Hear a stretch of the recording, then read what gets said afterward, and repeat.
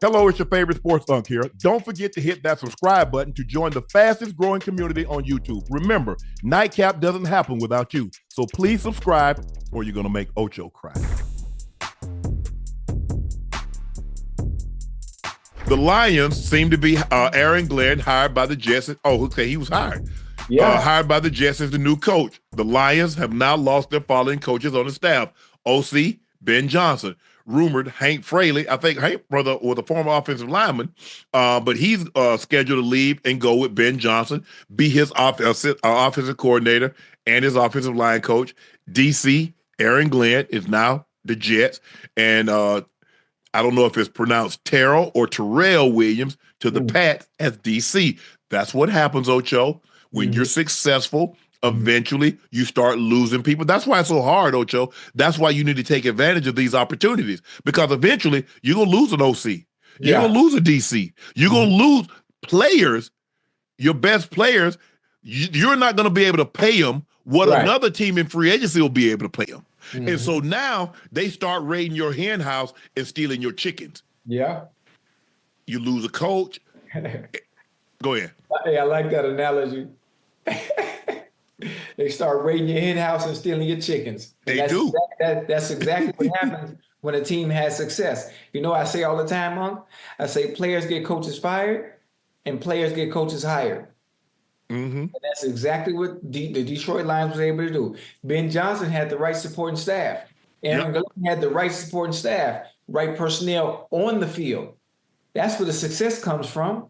Because if you were on any different team and you didn't have a certain type of personnel on the field to run the X and O's or run the scheme that you have, then wouldn't nobody be trying to hire you. Right. So it's all about going to the right place. One of the things that does scare me, that worries me a little bit about Aaron Glenn going to the New York Jets is the fact no quarterback. He ain't got no quarterback. So when you don't have a quarterback, you understand the leash becomes that much shorter. In order for you to have any type of success in this league, you got to have a quarterback.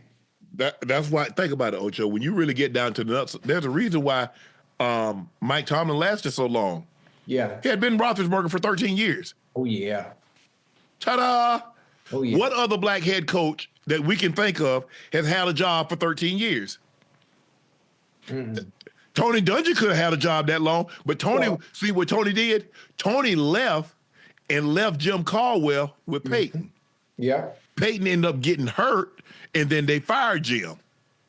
So that's what, because Tony's like, hey, I can stay here, but I want my guy to get a job, and I don't want to leave the cupboards bare. The same thing that Coach Smith, rest his soul, at North Carolina, what did he do? He left Coach Guthrie with a Vince Carter, Antoine Jameson. I ain't going to leave the cupboards bare.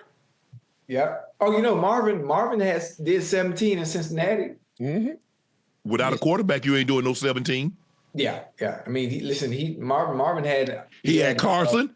And then he drafted Andy Dalton. Yeah. He had a good run, a real good run. Yeah. I'm happy for AG, but you're right, Ocho. Look, we don't if you go back and study history, we're getting jobs. We're getting the Jets. You get the Jets. You get Arizona. You get stuff, you get jobs like that. Cincinnati, because Cincinnati was terrible before Marvin got there. Let me tell you. Yeah. I want to be the first to tell you they were terrible. They were good and terrible. Yeah. Who they had? Jeff Blake, Achilles Smith. Achilles Smith was there when I was in Baltimore. Right. Jeff was there when I was with the Broncos in the 90s. Jeff was good. Him and Slim Pickens, Carl Pickens. Yeah, they had a nice duo. But I wish AG the best of luck. Hopefully they get the quarterback situation resolved, because it doesn't matter what you do without that guy.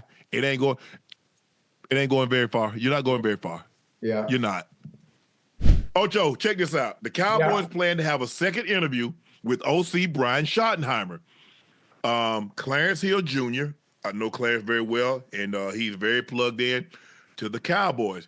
He says Jerry Jones will force Jason Witten onto the new coaching staff as the head coach in waiting. Remember, Mike McCarthy This was reported that one of the things that Mike McCarthy didn't like, and this is Right. what Jerry does. Jerry hires a head coach and then fills your staff out. As opposed, and people say, well, why you can't win? I might not want that running back coach. I might not want that DC. I might not want that DB coach or that quarterback or that offensive coordinator. But Jerry says, that's who you're going to hire. So he's going to force Jason Witten. Okay, I'm going to give you the job, but you got to hire him, him, and him. You like working under these circumstances, Ocho? Absolutely not.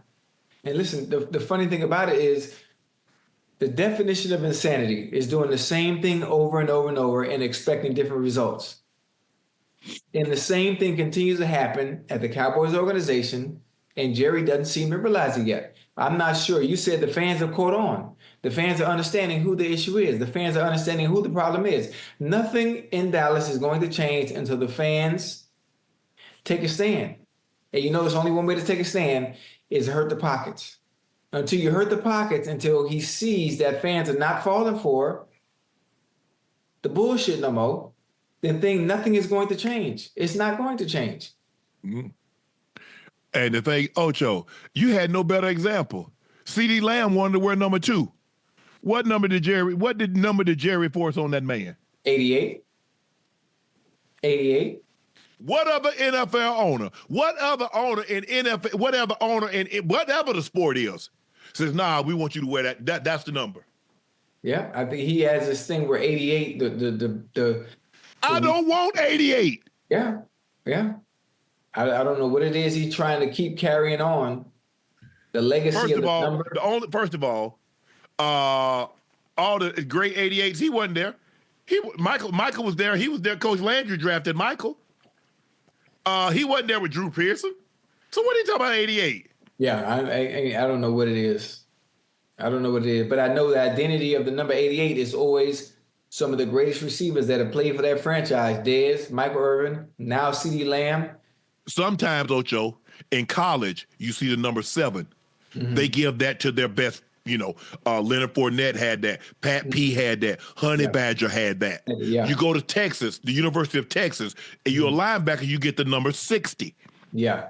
That was Tommy Noba's number. Yes, sir. And so Brett Hager, a lot of these guys, a lot of their top linebackers, that's the number they bestow upon you. That's college.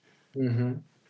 But in NFL, I want to be number 2. Man, I wish Savannah State would have said, nah, I want number 2. Nah, we're going to give you, this is the number we want you to have. Okay. Fort Valley, Morehouse, can I get number 2? I'm going to go somewhere where I can get number 2. Right. But this is the problem. You see, this is what we're talking about. You see Jerry, and y'all talking about, it's the culture, it's the player. You can't shape the culture as long as this guy's your owner. As long as he's in this situation like this, it ain't going to happen. Right. It's not going to happen because the coach can't be the coach because why? He can't even hire his own staff. He going for now. Jerry got eyes and ears. Because if I put somebody in that situation, what am I going to expect, Ocho? Tell me everything that's being discussed. Mm-hmm. Tell me everything that's being done. That's why a lot of times what do? A lot of times when new staff come in, they get rid of everything, Ocho. Yeah, because they want to bring their own in. Ta-da! Because there's a loyalty to the people that was there before you. Yeah.